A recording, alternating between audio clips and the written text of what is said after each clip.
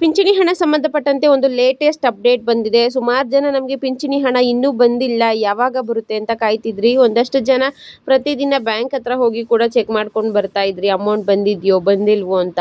ಮತ್ತೆ ಕೆಲವ್ರಿಗೆ ಏನು ಡೌಟು, ಬೇರೆಯವ್ರಿಗೆಲ್ಲ ಬಂದಿದೆ, ನಮಗಿನ್ನೂ ಹಣ ಬಂದಿಲ್ವಲ್ಲ, 2-3 ತಿಂಗಳು ಪಿಂಚಣಿ ಹಣ ಯಾಕೆ ಬಂದಿಲ್ಲ, ನಮಗೆ ಏನಾದರೂ ಪ್ರಾಬ್ಲಮ್ ಆಗಿದೆಯಾ ಅಥವಾ ಕ್ಯಾನ್ಸಲ್ ಆಗಿದೆಯಾ, ಈ ರೀತಿ ಹಲವಾರು ಡೌಟ್ಗಳಿರುತ್ತೆ.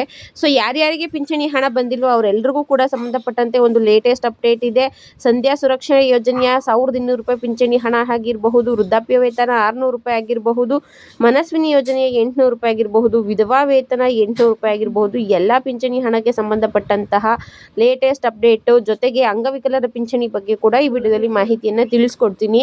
ಈಗಾಗಲೇ ಪಿಂಚಣಿ ಹಣ ಬಂದಿದೆಯೋ ಬಂದಿಲ್ವೋ, ಅಥವಾ ಬಂದಿದ್ರೆ ಯಾವ ಜಿಲ್ಲೆಯವ್ರಿಗೆ ಬಂದಿದೆ, ಬೇರೆಯವ್ರಿಗೆ ಯಾಕೆ ಬಂದಿಲ್ಲ ಅಂದರೆ ಯಾಕೆ ಇನ್ನೂ ಹಣವನ್ನು ಹಾಕಿಲ್ಲ, ಯಾಕೆ ಇಷ್ಟು ಡಿಲೇ ಮಾಡ್ತಿದ್ದಾರೆ, ಬಾಕಿ ಉಳಿದಂತಹ ಪಿಂಚಣಿಗೆ ಯಾವಾಗ ಹಾಕಬಹುದು, ಎಲ್ಲದ್ರ ಬಗ್ಗೆ ಕೂಡ ಇದರಲ್ಲಿ ಮಾಹಿತಿಯನ್ನು ತಿಳಿಸ್ಕೊಡ್ತೀನಿ. ನೀವೇನಾದರೂ ಫಸ್ಟ್ ಟೈಮ್ ಚಾನಲ್ ನೋಡ್ತಿದ್ರೆ ಇಲ್ಲಿವರೆಗೂ ಸಬ್ಸ್ಕ್ರೈಬ್ ಮಾಡ್ಕೊಂಡಿಲ್ಲ ಅಂದರೆ ಮಿಸ್ ಮಾಡಿದ್ರೆ ಸಬ್ಸ್ಕ್ರೈಬ್ ಮಾಡಿಕೊಂಡು ಪಕ್ಕದಲ್ಲೇ ಕಾಣೋ ಬೆಲ್ ಐಕನ್ ಮೇಲೆ ಕೂಡ ಕ್ಲಿಕ್ ಮಾಡ್ಕೊಳ್ಳಿ. ಮುಂದೆ ಏನೇ ವಿಡಿಯೋ ಹಾಕೋದು ನಿಮಗೆ ನೋಟಿಫಿಕೇಶನ್ ಬರುತ್ತೆ.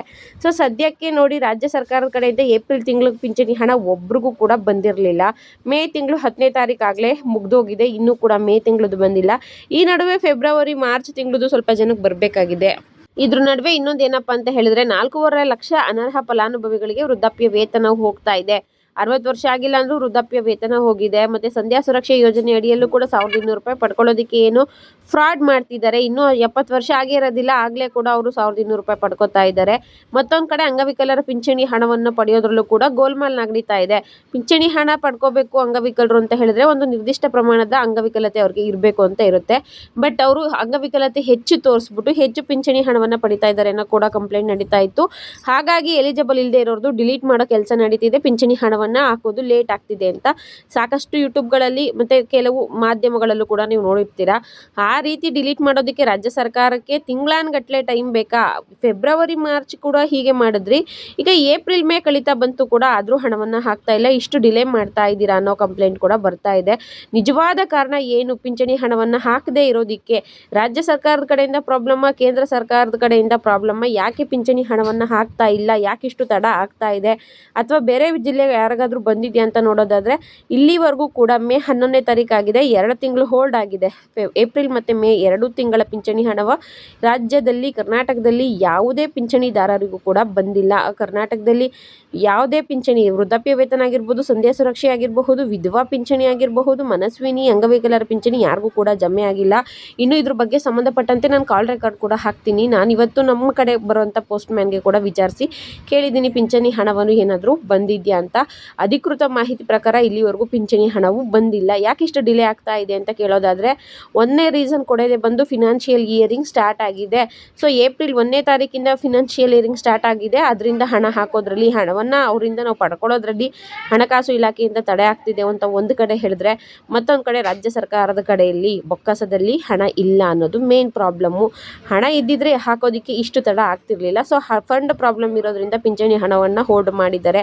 ಪಿಂಚಣಿ ಹಣದ ಜೊತೆಗೆ ಎಲೆಕ್ಷನ್ ಇದ್ದಿದ್ದಕ್ಕೋಸ್ಕರ ಗೃಹಲಕ್ಷ್ಮಿ ಯೋಜನೆಯ ಹಣವನ್ನು ಹಾಕ್ಬಿಟ್ಟು ಅದು ಕೂಡ ಈಗ ಅರ್ಧ ಮಾಡಿ ಸ್ಟಾಪ್ ಮಾಡಿದ್ದಾರೆ, ಅವರಿಗೂ ಹಣ ಹೋಗಿಲ್ಲ.